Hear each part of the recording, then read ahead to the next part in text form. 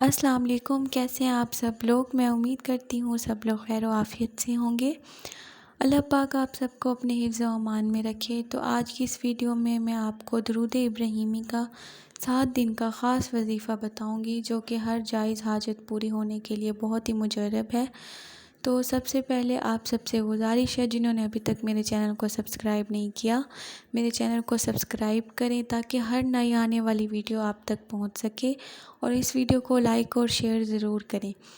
درود ابراہیمی بہت ہی خاص ہے، بڑا درود شریف، جس کے پڑھنے کے بعد آپ کی ہر دعا قبول ہوتی ہے۔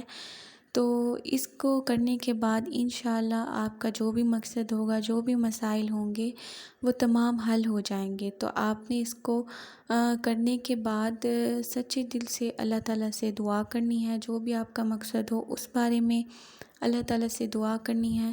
تو وظیفہ کچھ اس طرح ہے، آپ نے درود ابراہیمی جو بڑا درود شریف ہوتا ہے، اس کو 7 دن تک روزانہ کسی بھی ایک ٹائم پر 111 مرتبہ پڑھنا ہے۔ روز آپ نے درود ابراہیمی کو 111 مرتبہ پڑھنا ہے، اور اس کے بعد آپ نے اللہ تعالیٰ سے دعا کرنی ہے۔ آپ کا جو بھی مسئلہ ہوگا، جو بھی مقاصد ہوگا، آپ کا سب انشاءاللہ پورے ہو جائیں گے۔